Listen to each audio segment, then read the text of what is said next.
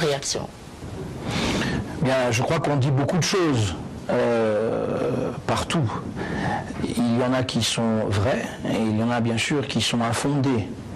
Depuis 2001, la République démocratique du Congo est remise dans le concert des nations. Le président Joseph Kabila a sorti notre pays, dès son arrivée au pouvoir, d'un isolement diplomatique injuste. Avec le programme intérimaire renforcé, nous avons repris langue avec les institutions financières internationales.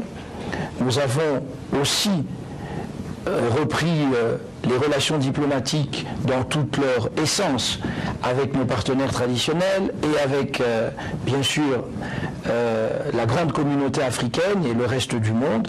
La diplomatie congolaise est un peu plus agissante depuis une dizaine d'années. C'est vrai qu'il faut toujours améliorer le lobby international de son pays, mais le lobby c'est d'abord votre outil diplomatique. Le lobby c'est d'abord l'image du président de la République qui, comme vous le savez, au terme de la Constitution, représente la nation et l'incarnation de l'unité nationale.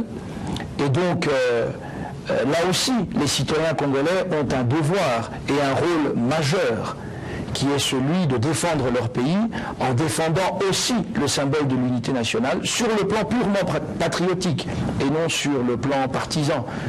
Le symbole de l'unité nationale qu'est le président de la République.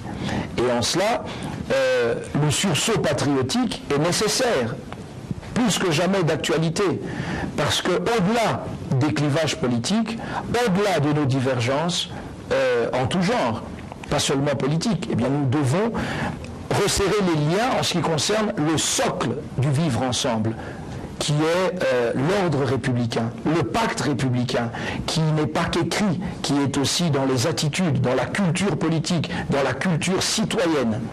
Voilà, donc je crois qu'on ne peut pas reprocher à la RDC de manquer de présence sur la scène internationale.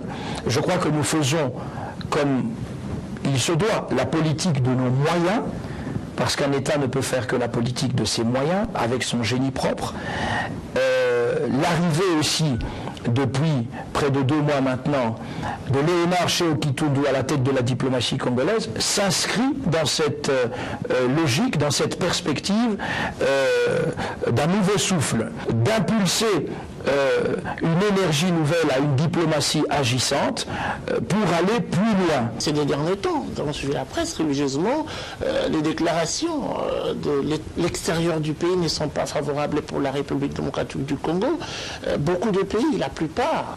Est-ce que la RDC est encore crédible aux yeux des multinationaux? Vous savez parfaitement que les pesanteurs en tout genre, un projet de démembrement de la RDC depuis notre indépendance existe toujours. Il y a des choses qui nous tirent vers le bas.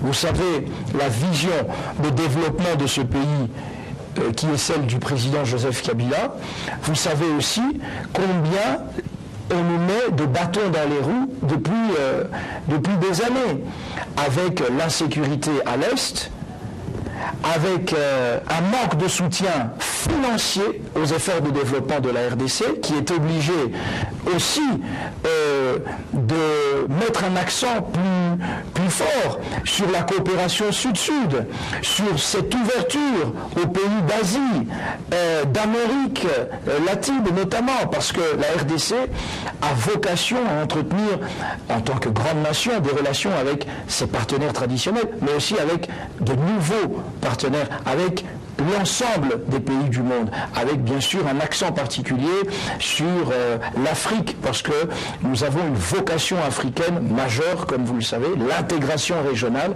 Voilà pourquoi le ministère est celui des Affaires étrangères et de l'intégration régionale, parce que des défis énormes nous attendent. Il faut que nous allions vers une zone de libre-échange en Afrique, en intégrant d'abord nos pays dans des sous-régions fortes, où l'union douanière et commerciale se fera jour, où, comme en Europe occidentale, nous pourrons construire un marché prospère. On n'atteindra pas le niveau de l'Europe aujourd'hui, mais quand même, où nous pouvons espérer augmenter le niveau de vie de nos populations. Le pays donne l'impression d'être renfermé sur lui-même. Non, pas du tout. Le Congo est aujourd'hui au cœur. On ne veut plus de la RDC. Non, pas du tout. Il ne faut pas réduire la communauté internationale à quelques lobbies, précisément, ou à quelques pays étrangers, ou même à l'Union européenne. Nos partenaires traditionnels sont bien sûr importants. Nous comptons toujours avec la même ouverture sur leur rapport, leur soutien et leur collaboration, mais nous avons d'abord une vocation africaine. Et l'intégration régionale est au cœur du projet politique du président Joseph Kabila et du gouvernement Badibanga. Donc, nous travaillons sur cela. Voilà pourquoi la RDC est au cœur de la CIRGL, au cœur de la communauté économique des pays des Grands Lacs, au cœur de la communauté économique des États de l'Afrique centrale, au cœur du COMESA et bien sûr au cœur de la communauté de développement de l'Afrique australe, SADC pour le sigle anglais. Vous êtes les conseillers diplomatiques du gouvernement, donc votre département ministériel. Vous vous inscrivez, vous, dans votre département ministériel, dans la continuité de la politique étrangère, dans la politique extérieure de l'ancien gouvernement Matata, ou bien vous vous inscrivez dans une sorte d'une rupture? Rupture certainement pas. Bien sûr que nous poursuivons là où le gouvernement Matata a fait du chemin. Nous nous basons sur le bilan du gouvernement Matata et donc du président de la République pour continuer sur cette lancée, n'est-ce pas? Donc, il y a une continuation et une continuité. Nous continuons ce qui doit l'être parce que nous sommes fiers de l'action du président de la République. Vous savez, la diplomatie, c'est d'abord l'affaire du chef de l'État, constitutionnellement. C'est un domaine où le président de la République a un rôle central. Et donc le gouvernement exécute la vision du président de la République dans son programme, de celui du gouvernement, et il s'agit pour nous d'intensifier la présence de la RDC sur la scène internationale. C'est pour ça que le vice-premier ministre Shehu Kitundu est là et que nous le soutenons. Nous jouons un rôle d'appui en tant que ses adjoints.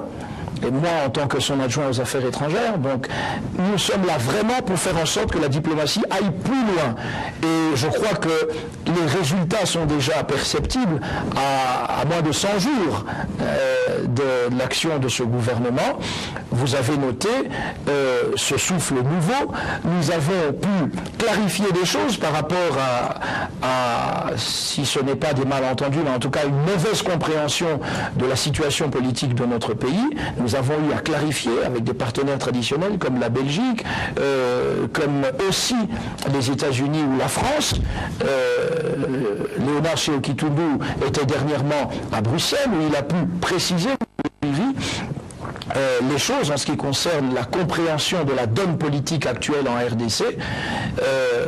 Il en a fait de même avec Jean-Marc Ayrault il n'y a pas longtemps, au niveau africain, parce que nous sommes d'abord africains. Vous avez vu que le partenariat de l'Afrique avec la France a été aussi sur la table avec une présence active de la RDC au sommet de Bamako et le sommet de l'Union africaine dernièrement avec le retour du Maroc, grâce aussi au soutien de la RDC, a consacré la présence africaine de la RDC comme une nécessité et un objectif majeur. Donc, la politique diplomatique du président Joseph Kabila que nous travaillons au quotidien, c'est deux choses, vous le savez, deux axes majeurs, la souveraineté et l'amitié. Très bien. Alors, souveraineté, amitié. Est-ce qu'aujourd'hui, il ne faudrait pas réajuster les tirs? Parce qu'avec la toute diplomatie, la dernière diplomatie de Matata, le Congo a essuyé des sanctions au niveau international. Oui, merci beaucoup, Serge Kabongo. Votre question est extrêmement pertinente. C'est cela même le défi pour la RDC dans le concert des nations, c'est de s'affirmer comme une nation indépendante, ouverte sur le monde, qui tient à sa souveraineté et à la souveraineté des autres États du monde, et qui tient aussi au développement des relations amicales, des relations profitables à tous. Personne n'a le droit de priver la RDC des potentialités de l'exploitation de ces relations avec les pays africains, avec les pays d'Asie, d'Amérique latine, du monde entier. Et avec bien sûr les partenaires traditionnels.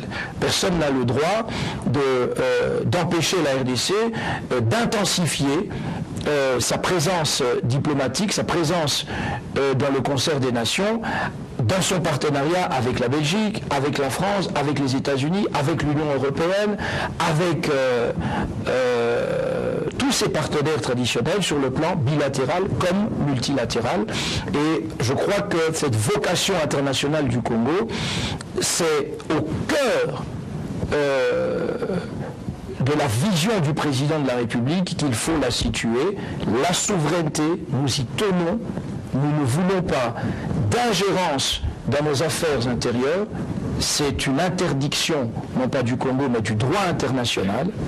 Le droit international interdit l'ingérence dans les affaires intérieures et nous le rappelons de manière tout à fait ferme mais amicale à nos amis lorsque nous constatons que ce principe est bafoué.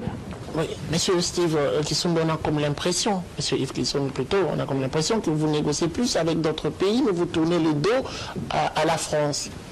Quel degré de relations diplomatiques RDC-France? Il n'est pas question de tourner le dos à quelque pays que ce soit. La RDC est un grand pays au cœur de l'Afrique qui a vocation à développer des relations économiques, politiques, diplomatiques, culturelles avec le monde entier. De la France. Non, mais la France, c'est un partenaire important, majeur. Parce qu'il y a eu une froideur à un moment. Je pense qu'il y a eu, sinon des malentendus, en tout cas des choses mal comprises par le passé. Vous savez très bien que le président Hollande n'a pas toujours bien saisi la portée de la situation de notre pays sur le plan politique et sur le plan africain. Et je crois que aujourd'hui, le chef de l'État français, mais le gouvernement français comprend mieux la donne, comprend mieux la position du gouvernement congolais, comprend mieux la position du président Joseph Kabila sur la marche de notre nation en tant que partenaire.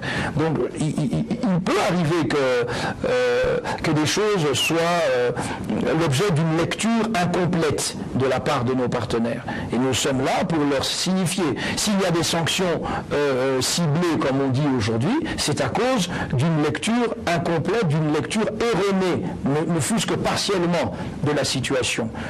Parce qu'on peut mal comprendre, je crois que c'est évident pour tout le monde, que lorsque vous encouragez la classe politique, ses différentes composantes, y compris le gouvernement, en tout cas ceux qui sont aux responsabilités, à dialoguer, il est malvenu dans le même temps de sanctionner ceux que vous poussez à dialoguer, ceux que vous poussez à se maintenir autour de la table. C'est un problème d'équité à ce niveau-là. Donc la France, c'est notre ami. La France, c'est un partenaire traditionnel important et la France a vocation à mieux comprendre la RDC. C'est ce que Léonard Séoki-Tundu a aussi signifié à Jean-Marc Ayrault et à juste titre. Monsieur le ministre, vous parlez de la zone de libre-échange. Certains pays qui nous contournent ou qui nous envoisinent opèrent déjà dans ces secteurs. Je vais parler du Rwanda, de l'Ouganda, du Burundi. Le Congo, ça fait 2 années où on nous parle de cette zone de libre-échange. À quand la mise en application? Merci beaucoup, Serge Kaloubi.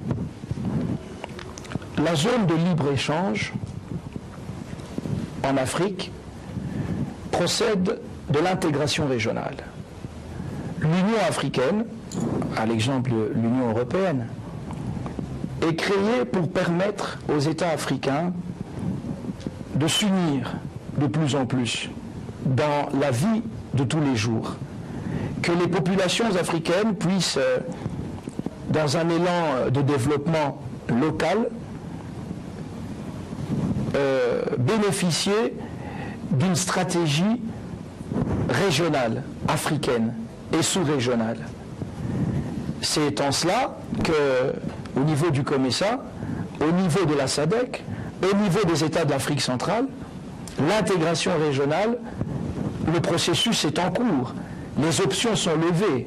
Nous sommes en train d'aller vers une zone de libre-échange avec la perspective d'une union douanière, d'une union commerciale, avec une mutation qui doit se faire de manière progressive pour permettre à nos États de ne pas voir leurs sources de revenus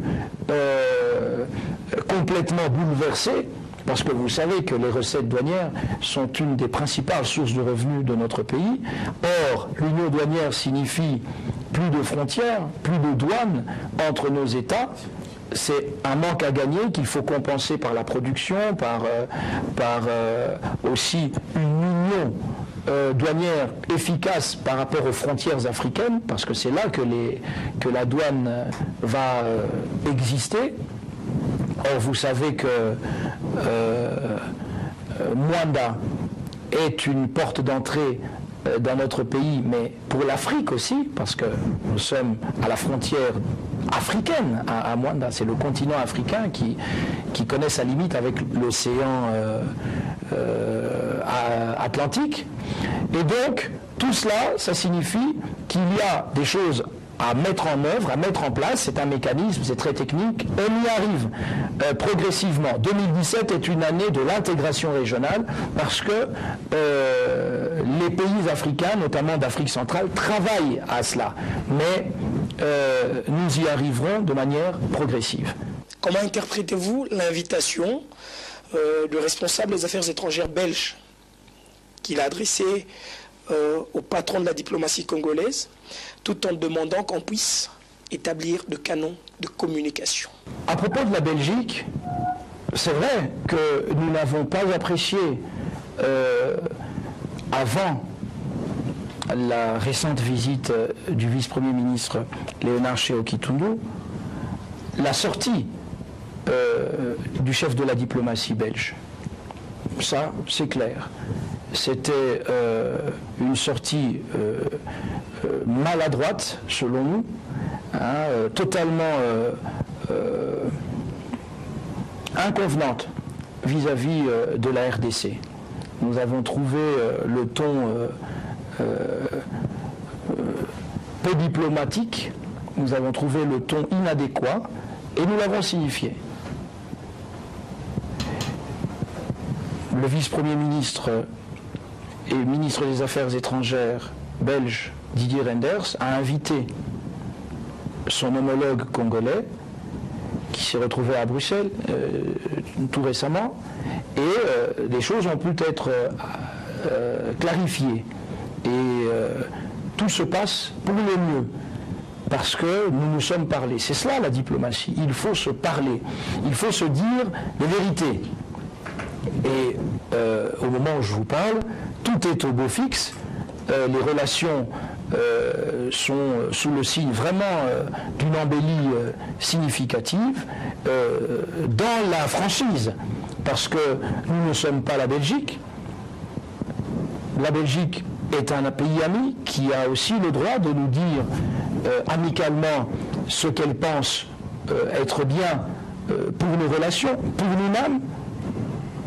Nous sommes ouverts, nous sommes là pour écouter les conseils des uns et des autres et d'un partenaire le plus historique qui soit. Très bien dit. Alors, je préfère que nous puissions changer de chapitre, mais avant tout, je vais vous poser une question qui se pose dans la rue, monsieur le ministre. Combien coûte officiellement un passeport? Le passeport ordinaire coûte 185 $. Il y a des frais supplémentaires sur lesquels de l'ordre va être mis parce que les intervenants font que le passeport arrive finalement à 250, parfois 300 $. Là aussi, avec l'administration des affaires étrangères,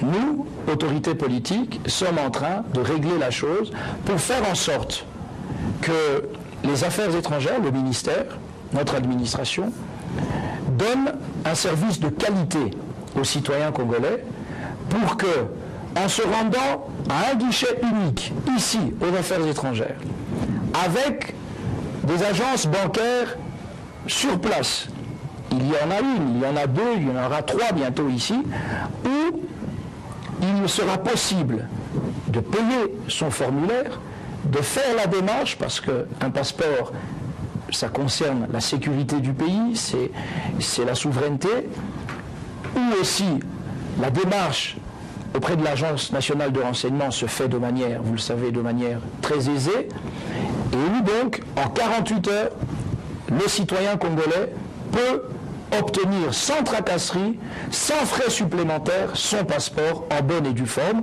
Vous aurez dans les prochains jours une précision sur le prix définitif.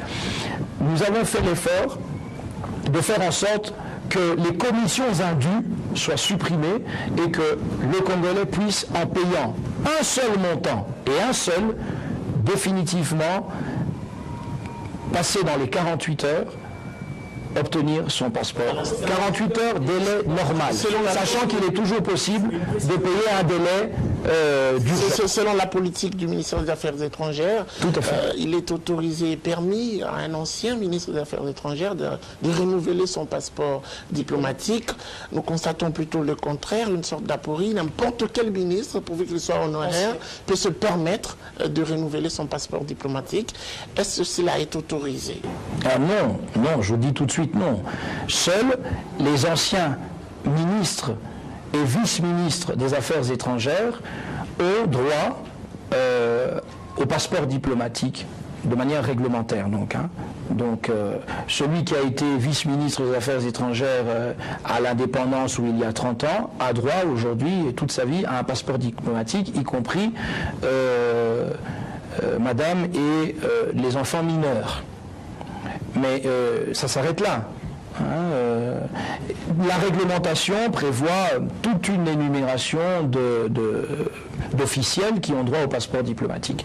La réserve ou la nuance est simplement que le ministre des Affaires étrangères, mais pas seulement lui, le président de la République et le Premier ministre, cela va de soi, j'allais dire, ont le pouvoir et le droit d'octroyer un passeport diplomatique à toute personne, et pas seulement à un citoyen congolais, à toute personne qui est jugée par eux, donc, capable ou actif dans la défense des intérêts de la République démocratique du Congo.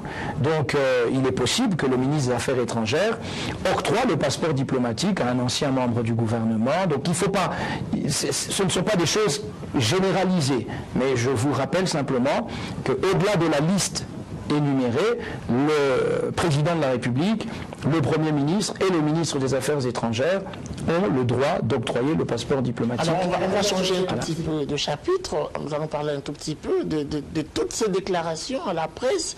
Nous avons suivi religieusement le membre du gouvernement, Samy Badibanga. Beaucoup ont levé le ton pour dire nous ne partirons pas. D'autres ont jugé bon de négocier que l'on reconduise Samy Badibanga. Vous avez choisi le silence-langage. Aucune déclaration à la presse. Non, moi je fais partie d'une famille politique. Je suis du PPRD, le PPRD appartient à la majorité présidentielle et vous avez suivi nos représentants, aussi bien au dialogue de la Cité de l'Union africaine qu'au dialogue du Centre interdiocésain. Vous avez suivi nos personnalités, nos camarades, qui sont des personnalités qui ont su vous expliquer, des personnalités de qualité. Vous avez suivi. Notre vice-premier ministre lui-même a joué un rôle majeur le dialogue de la Cité de l'Union africaine. Aujourd'hui, vous avez suivi, il y a notre secrétaire général de la majorité, Aubin Minakou, il y a le directeur de cabinet du président de la République, il y a l'actuel vice-premier ministre, ministre de l'Intérieur, Emmanuel Ramazani Chadari, il y a maître Norbert Koulou-Kilombo. Et sur ces plateaux, nous voulons vous entendre, vous. En tant qu'acteur politique, je ne peux que relayer ces personnalités qui ont la charge de négocier pour nous. Non, ça ne peut pas ne pas me plaire parce que je sais que nous faisons les choses en parfaite synergie, en toute intelligence.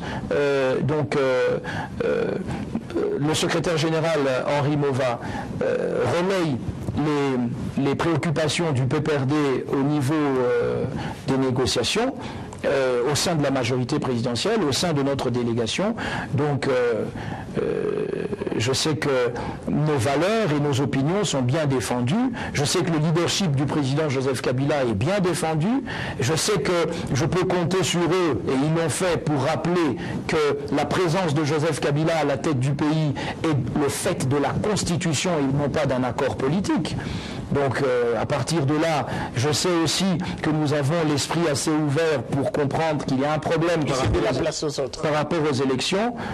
D'abord, la place, on ne l'occupe pas de sa propre volonté. Ce que je sais, c'est qu'il y a un accord et que cet accord est signé par la majorité présidentielle, cet accord est soutenu par mon parti, cet accord sera appliqué dans les modalités qui conviendront. L'arrangement particulier n'est pas encore signé. Ce que je sais, c'est que ma famille politique ne peut pas accepter qu'on impose un nom unique au président de la République. Qui dirait vous n'avez pas encore pris le goût du pouvoir comme les autres qui demandent de ne plus partir? Non, ce que nous savons, c'est que l'accord a vocation à être appliqué. Maintenant, il y a des problèmes qui se posent. Je sais que ceux qui sont autour de la table au centre interdiocésain et qui discutent, qui vont rediscuter de l'arrangement particulier, le feront en toute intelligence, en toute sagesse. Et que, évidemment, la disparition d'Étienne Tshisekedi est un événement troublant, bouleversant sur le plan humain, parce que c'est notre papa qui est parti. Moi, j'avais la fierté d'être sur la scène politique avec un grand comme Étienne Tshisekedi. Après le président de la République, c'était quand même l'acteur politique le plus important. Vous avez tendance à brandir votre famille politique en avant-plan. On dira que ça vous sert un tout petit peu de carquois pour lancer des flèches vers l'opposition.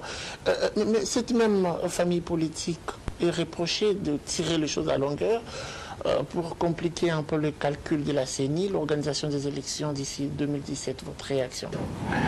Ce que nous employons à dire aussi à nos partenaires extérieurs, c'est que la mise en place d'un gouvernement, c'est une procédure.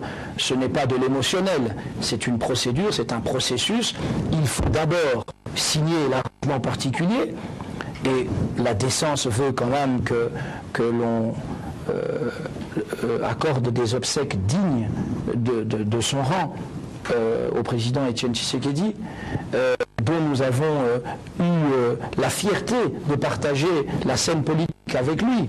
Lui, bien sûr, au sommet du leadership politique, et nous, là où nous sommes, en tant que leader aussi.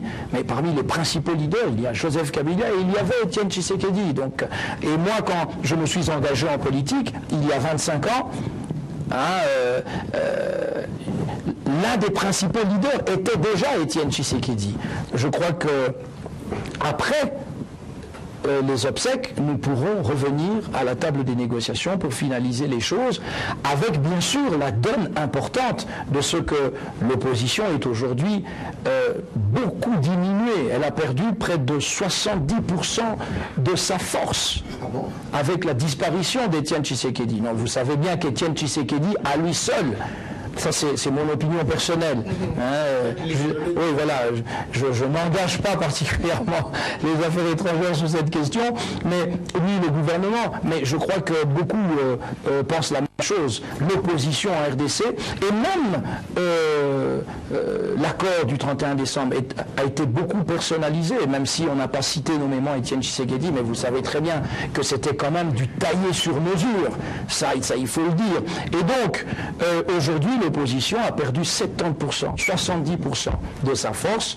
Dire le contraire, c'est nier ce qu'était Étienne Tshisekedi. Très bien. Monsieur le ministre, j'en viens maintenant à la politique. Vous jouez là le maintien ou bien vous jouez les départs? Et dites-moi, dans quel état d'esprit vous travaillez, monsieur le ministre? Quand on vous dit déjà qu'il y a un accord, il reste l'arrangement particulier. Et si vous avez été demandé de choisir un poste, vous aimeriez rester à la diplomatie ou bien choisir autre département ministériel à l'issue de la signature des arrangements particuliers? Oui, d'abord, vous savez, jouer le départ ou le maintien, les choses ne dépendent pas de nous, je veux dire, même collectivement, même individuellement. Un gouvernement est là dans un contexte politique bien précis. C'est en général suite à une victoire électorale. Et pour le moment, il y a un processus qui a pris du retard. Nous sommes là à l'objet d'un accord politique. Nous sommes un gouvernement d'union nationale.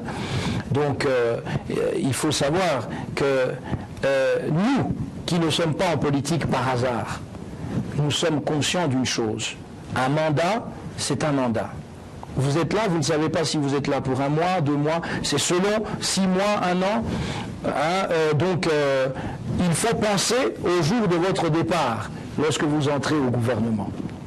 Donc, moi, je suis de cette école-là et je me dis, le temps est précieux, il faut donner le maximum, le meilleur de soi-même pour des résultats dans son secteur pour le bien des Congolais.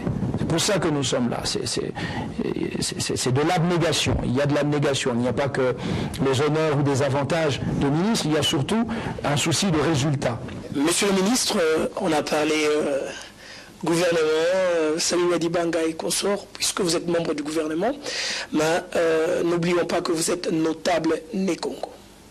À chaque fois que les Congo central est dérangé, nos yeux sont tournés tout de suite vers Yves Kissombe, ministre des Affaires étrangères, vers Kiakwama, vers les autres.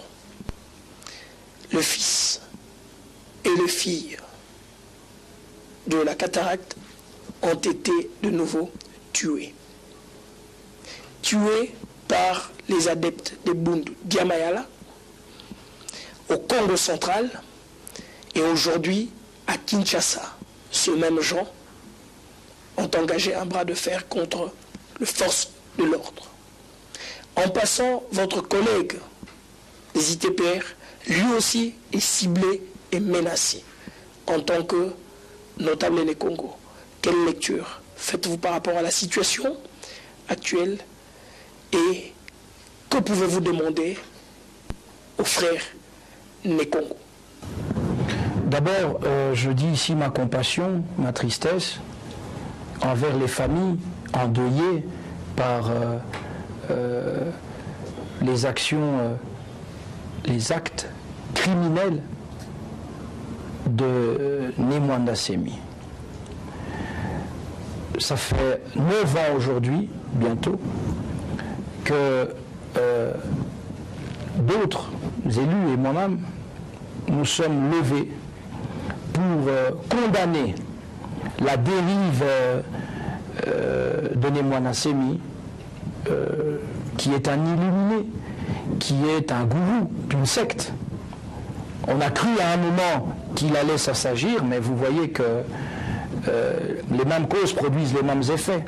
À l'époque, certains n'avaient pas bien compris, pensant que nous pouvions couvrir des bavures policières ou justifier une mort indue, injustifiable de nos compatriotes d'abord et de nos frères et sœurs bas Congo. C'est impossible, c'est impensable. Nous n'avons jamais défendu, je n'ai jamais défendu aucune bavure. Je n'ai jamais défendu aucun cas de violation des droits de l'homme. Mais j'ai toujours défendu l'ordre républicain, auquel chacun de nous doit contribuer. Il y a une ligne rouge, et je dis aux frères les Congos, qui aiment la palabre et qui aiment trouver des compromis parfois mous, que quand on franchit la ligne rouge, il n'est plus possible de tolérer quoi que ce soit. Tuer des innocents, s'attaquer aux symboles de l'État, ravir des armes à des policiers pour tirer sur eux, tirer sur un cortège militaire, obligé simplement parce qu'il a le souci de préserver des vies humaines, un officier général a rebroussé chemin sur ordre de sa hiérarchie face à un Nemwanda Semi insignifiant, simplement parce que le pouvoir en place, le gouvernement, les forces de défense et de sécurité sont soucieuses de ne pas gâcher la moindre vie, si moindre il y a, la moindre vie humaine dans ce pays.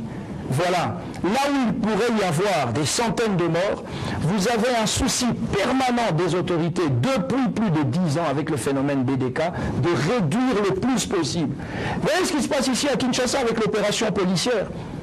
On aurait pu neutraliser Nemwanda Semi très rapidement, mais il y a le souci du général Kanyama, de la police provinciale, de la police nationale congolaise au niveau du commissariat général, du ministère de l'Intérieur, de la sécurité, des services, de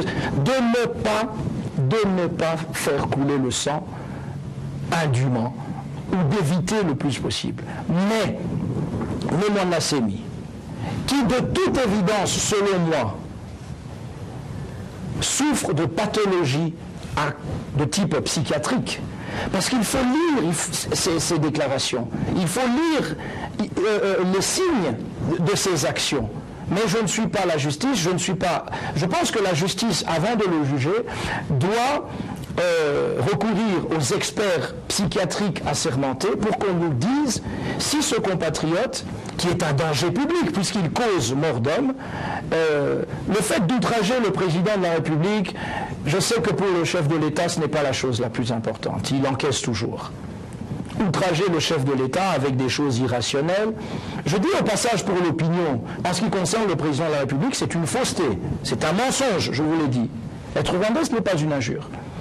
Maintenant, traiter quelqu'un de rwandais en sachant qu'il a l'obligation d'être congolais par rapport à sa fonction, ce n'est pas simplement un mensonge, ça devient un outrage, parce que vous portez atteinte à son honneur, à sa crédibilité, à sa dignité, à sa personnalité, à son honorabilité. Et donc, les outrages ne concernent pas que le président de la République. Dans la loi pénale dans notre pays, et partout, dans toutes les démocraties, il n'y a pas de démocratie sans justice.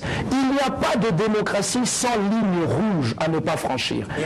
Allez insulter, allez à la place royale, par exemple, à Bruxelles, dire que Philippe n'est pas belge. Philippe rentre aux Pays-Bas.